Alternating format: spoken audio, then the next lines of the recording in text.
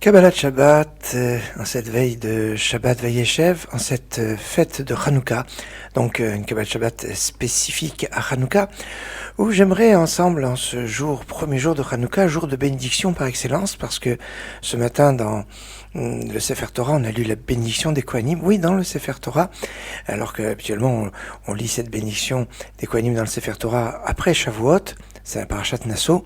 Eh bien, c'est cette parashat Nasso qui est lue pendant la fête de Hanouka, et aujourd'hui, on commence avec la Birkat Kohanim. Donc, un jour chargé de bénédictions. Hier soir, quand on a allumé la lumière de Hanouka, on a fait 3 bénédictions, alors tous les autres jours, on n'en fera que 2. La bénédiction qu'on a fait en plus hier soir, c'est la bracha de Sheh Hayanu. Ça nous a permis d'arriver et de vivre à cet instant, et c'est toujours ce principe du temps qui est important, et j'aimerais aborder ce lien avec Hanouka d'une façon un peu différente. La fiole d'huile qui, au lieu de durer un jour, a duré 8 jours, et le combat contre les Grecs. Mais il est bon quand même de remonter un petit peu à l'origine et se rendre compte au tout début, le contact avec les Grecs a été assez positif. Quand Alexandre le Grand arrive en Israël et est accueilli par Shimon HaTzadik, Shimon le Juste, l'un des derniers membres de la Grande Assemblée qui ont œuvré pour la construction et la construction du deuxième temple, et surtout la reconstruction du judaïsme après l'exil de Babylonie, après la destruction du premier temple. C'est donc un moment très précis, très spécial. Et quand Alexandre le Grand arrive en Israël, eh bien Shimon HaTzadik va lui proposer une chose extraordinaire. Il va proposer que on compte les années à partir de prendre comme référence l'ère grecque. Alors ça va pas se faire de suite, mais ça va se faire au moment de la reconquête d'Antioche par Séleucos, justement, Séleucos Nicanor Ier, qui a fait une victoire sur Antigone le Borgne. C'était en l'an moins 312. Dans le calendrier hébraïque, c'est l'année 3450. Et ce qu'on appelle l'ère des contrats, le Minyan Shtarot.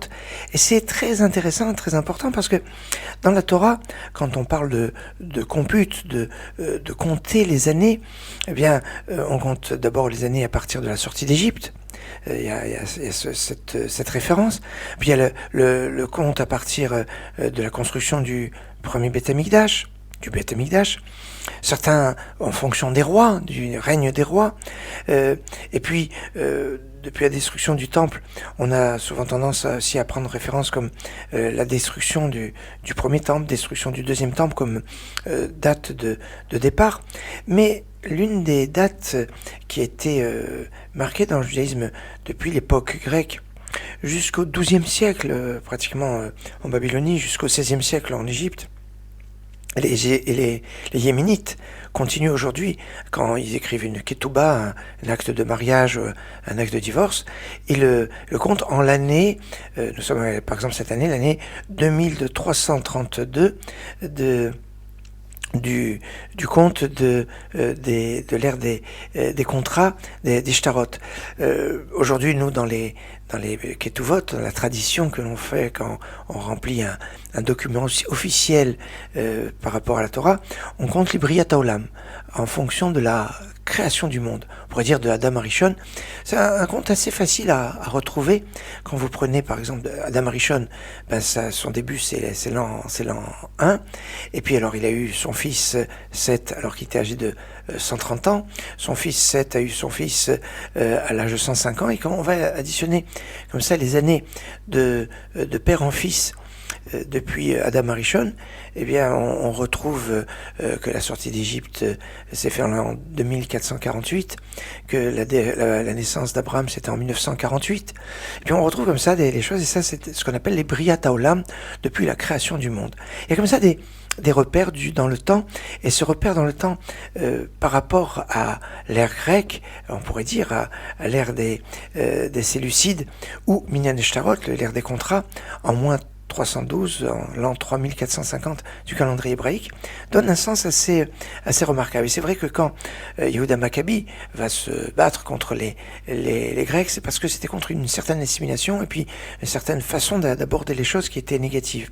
Maccabi, d'ailleurs, c'est pas évident de comprendre quel est le sens Maccabi.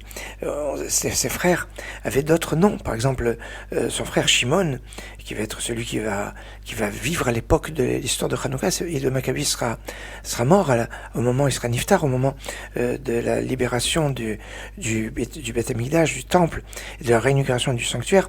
Celui qui va être le chef à ce moment-là, c'est Shimon. Alors, Shimon, c'est le Tarsi. Alors de Tars, il y avait Jonathan, l'autre frère qui était Vofsi, l'autre frère qui était Elazar à Chori, et puis Yohanan c'était Hagadi, peut-être Yohanan Hagadi parce que il est né au moment de Pessah, et qu'on raconte la Haggadah. Et alors Maccabi c'est quoi? Alors peut-être Maccabi parce qu'il frappait ses ennemis comme un marteau. Mais dans ce cas-là, Maccabi ça devrait s'écrire avec un kouf et pas avec un kaf. Alors Maccabi on connaît, c'est les initiales Mi Chamocha Baelim Hashem, qui est comme toi Hashem. Mais Maccabi c'est peut-être aussi celle de Matityahu Cohen Ben Yohanan. Ce serait peut-être la bannière de son père, Matityahu le Cohen, fils de Yohanan. Ou ça peut être aussi la deuxième phrase de la Kedusha, Baruch Kevod Hashem Imekomu, mais dans le désordre. Enfin, Maccabi. Bon, je vous ai beaucoup parlé. Je vous propose de retrouver David Lusky, justement, dans un chant moderne de Hanouka, Michamocha Baelim Hashem, justement, la bannière de Yehuda Maccabi, Michamocha Baelim Hashem, David Lusky.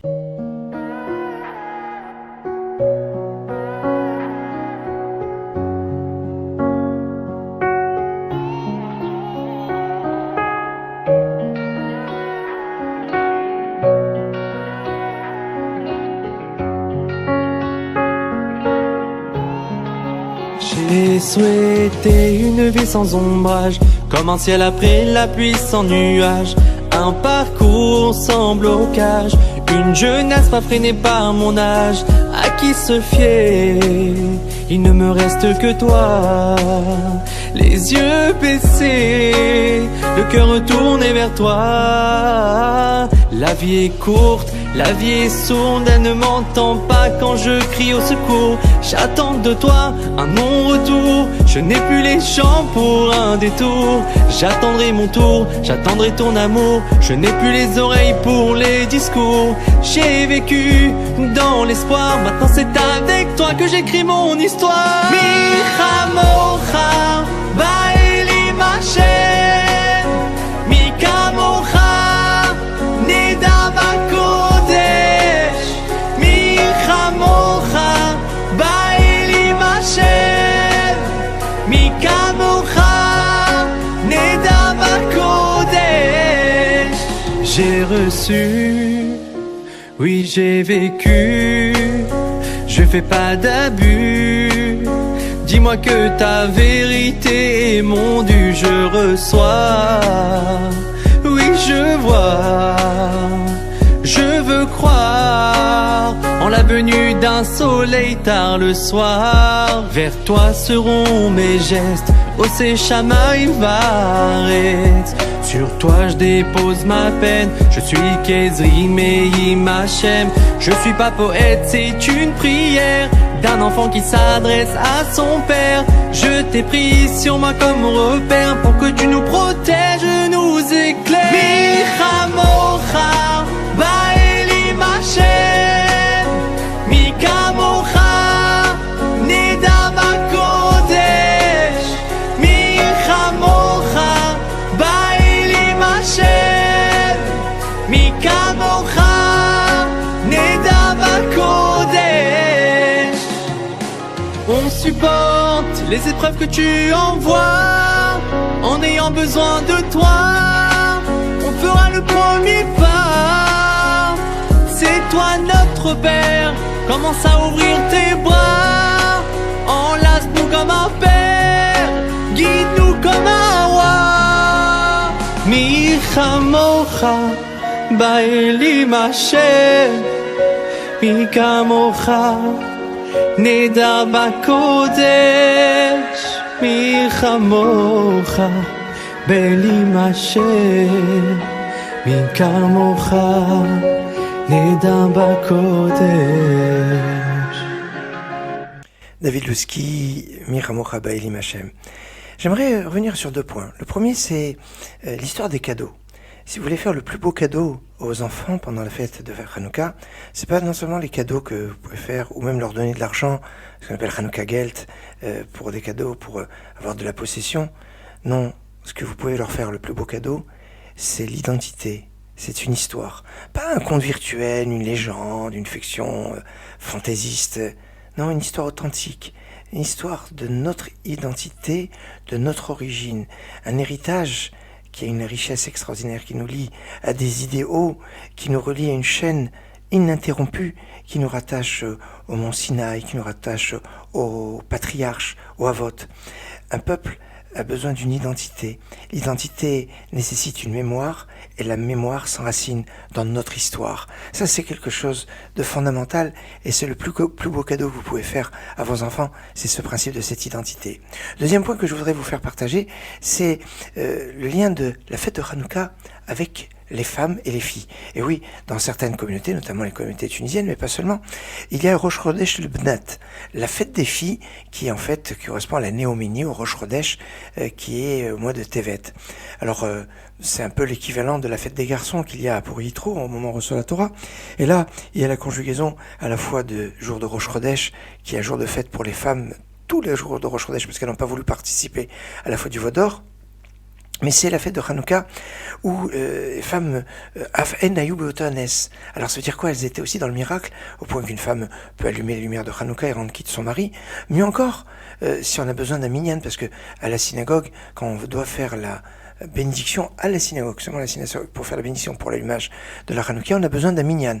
À la maison, on n'a pas besoin d'avoir un quorum, mais à la synagogue, comme c'est un allumage public, il faut avoir un minyan. Et dans ce minyan, les femmes comptent. Eh bien, et alors, on a l'habitude de rapporter dans cette perspective Judith, l'histoire de Judith et Holoferne.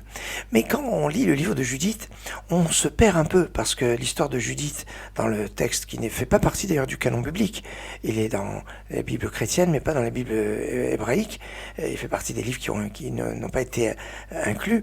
Eh ben, Judith, d'abord, c'est pas une jeune fille, c'est une veuve, et Holoferne, c'est pas un grec, c'est un Assyrien, c'est un général de Nabuchodonosor. Donc on parle d'une autre histoire, d'une autre époque. On est un peu surpris.